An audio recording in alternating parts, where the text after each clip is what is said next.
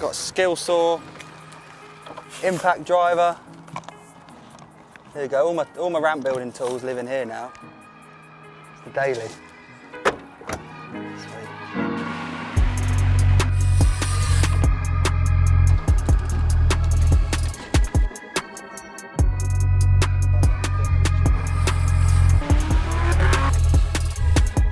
Rough.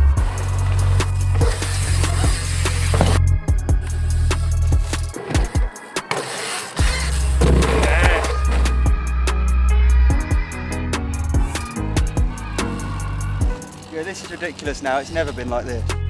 Yeah, there's like fences everywhere now. There's shacks, huts, tool storage. It's so funny what's changed. Yeah, I know. There's never been as many jumps as this.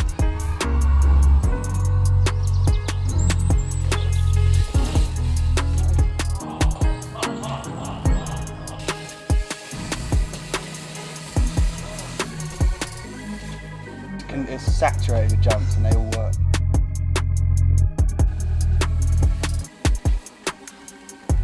My first memories of this place, I was probably 9, I think. Probably wearing basically pajama trousers, insane pads, like more pads you've ever seen, big bodysuit, full face helmet, definitely didn't have a peak. They smash off day one, don't they? I would have been with my twin brother, Jono. And then the place was so different. There were lots of jumps. Good thing about this sand is you can just stack up a takeoff in a day, yeah Leo, and just ride a jump the same day you build it, but it wasn't like this. There was a couple of lines, the jumps were definitely smaller, but there was such a dedicated trail crew, and I kind of, when I was 10, 11, 12, started slotting into that, and they were pretty kind in hindsight to let a little kid hang out with them and dig. I must have been so annoying, such a nuisance. Jono never dug, he didn't spend a single hour in those years digging. He'd be riding the 20-second downhill tracks up there. And I don't know, I just fell in love with it, and years later looked up and it was a career. But it was, yeah, stood in these woods, same trees, same sand, probably the same carpets.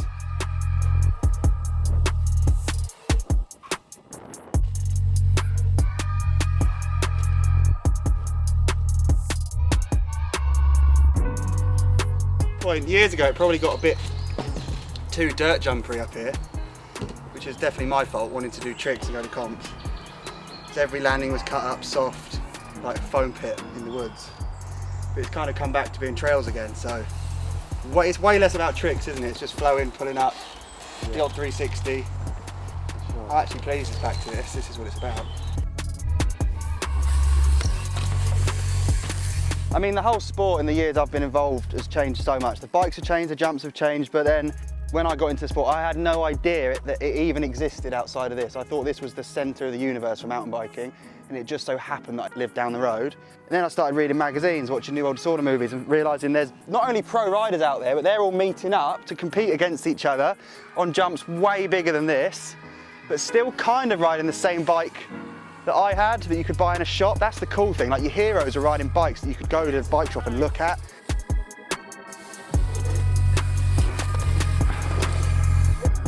Went to a little competition at Chicksands, which is only 20 minutes away, and these things started falling in place. A guy offered me 3 wheels, and that became a bike. I just sort of ended up there. I looked up, and there was this sponsorship thing, this career, all this stuff that you don't plan out for, because it's just a sport that I like doing in the woods.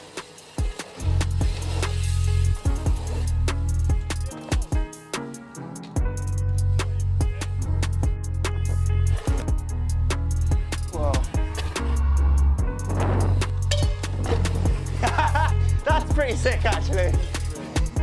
Let's go.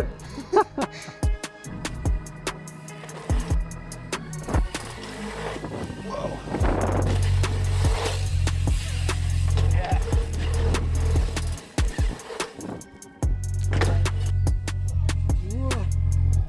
That's higher. Is that flat land?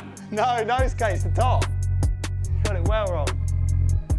Go on, Leo, prove me, make me look shit.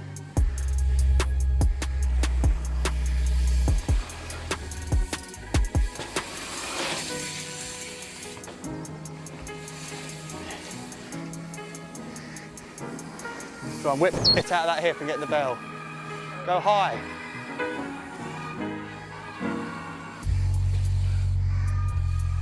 Oh, front wheel! No one's ever done it front wheel. Why did you go with your front?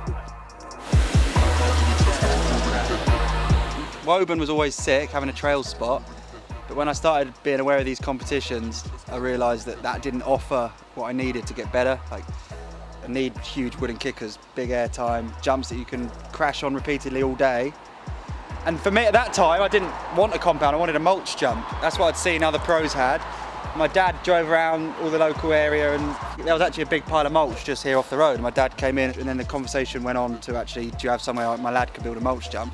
Turns out Nick and Malcolm knew my granddad and my granddad lent them a car 60 years ago to drive to London. So that helped, being local. And then built a mulch jump and then within a couple of years I started showing him sketches of what I wanted to build, which was more like this, and he just said, yeah, go on then.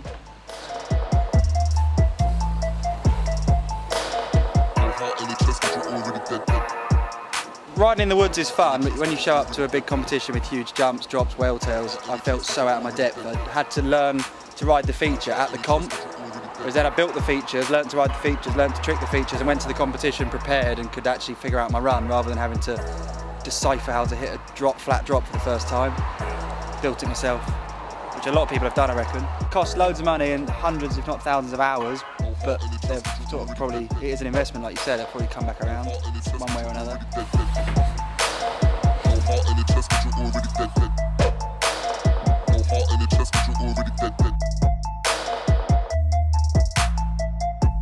And a handful of tricks, double backflips I did here, backflip tail whips, a 360 no hand to bar spin. I remember taking those tricks to a competition in Leogang called 26 Tricks and I came third.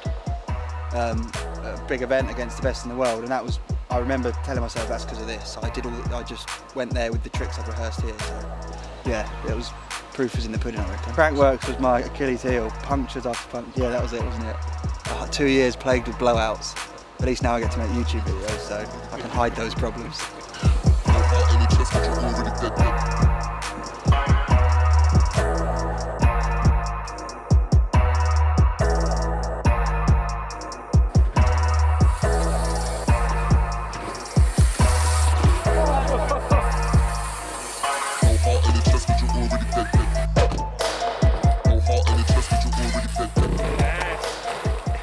That was sick. This is Ben, he's shying away from the camera. He's usually the man behind the camera in all my YouTube videos. We've been working together for about 3 years. All the YouTube stuff throughout, but then Hellfair for about 2 years. We've done this completely together from the beginning to now, which was a really cool project. Ben's quite a businessman. He owned a watch company that he started himself before we met. We noticed that, like, together through our videos we'd inspired a lot of people, getting noticed more out on the trails, and people kind of often use the word merch. And we never wanted to make merch, we wanted to start a brand, because my career has gone really, really well. I've adapted, diversified, gone down the route of making YouTube videos, doing projects like that. But we wanted something extra to kind of cement. Yeah, something that we could anchor ourselves to, which was a passion project. But also, like, these mountain bike careers, action sports, extreme sports, they don't last forever, do they? And it's kind of like it was a good plan to start thinking about the future. You can make a living from YouTube, which I've managed to do, but at the start I definitely was guilty of chasing the numbers and kind of like going after views. I wanted viral videos, I wanted 1 million views, not 100,000 views, not 20,000 views. But I stopped chasing that when I realised it wasn't actually doing me any good. And actually in the last 2 years, specifically in lockdown last year, building those jumps, we realised that, like, putting more time into the product, which is the video, and building something, building a bike, building a jump, trying to do a trick I've never done before, had a better story to it. So I think my channel's changed from entertainment to, like, storytelling. We sponsored our first rider, which felt pretty rad, so did Sam a jersey with all his sponsors on for Darkfest.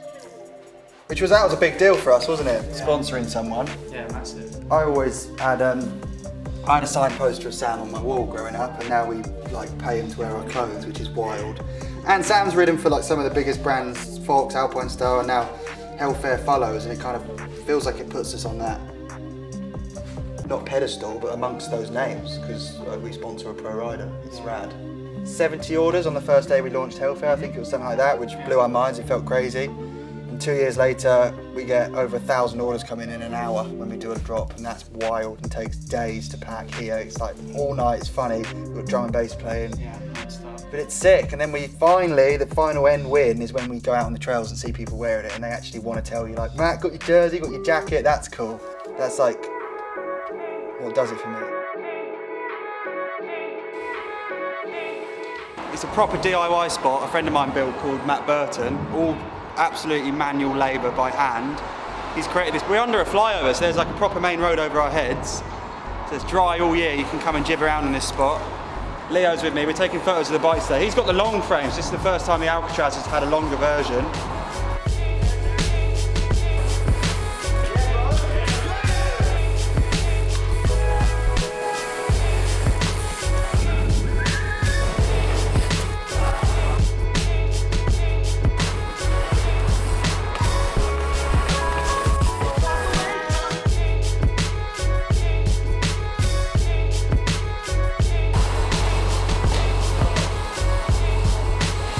This isn't where we naturally ride our bikes. We never come to places like this, so it's almost novelty for us to mess about and just see what we can do rather than have any big goals. It's just fun.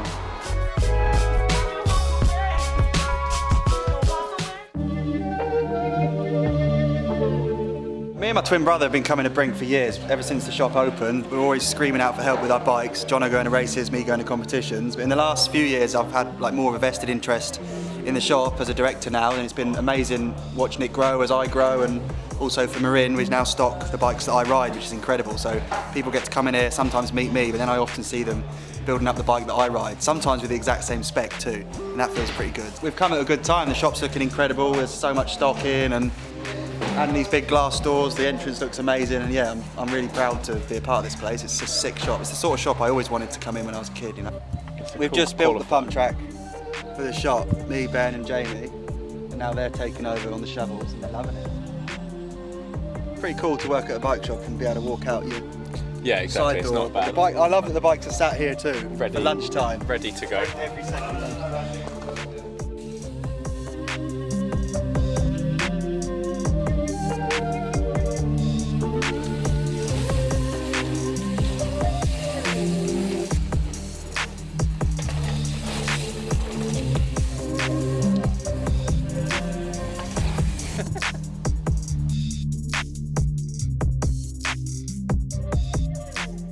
I had a Fiat Stilo for 3 years.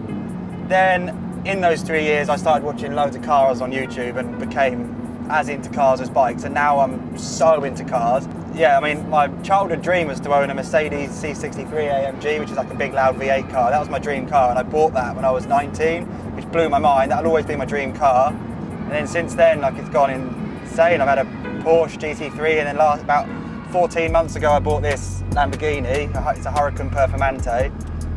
And it's like, every time I drive it, I can't believe what it's capable of. It's so insane on a track. It's a race car. It's a race car with number plates. I love it. And yeah, I have to pinch myself still, but I'm gonna take it because it's the best feeling ever, unlocking this and getting in. I feel really proud, to be honest. It's like, definitely got some pride in owning this with my career. It's, if you filter all the way back through all the decisions I've made, it's come from riding a dirt jump bike in the woods, in Woburn Woods, where we were. That's it.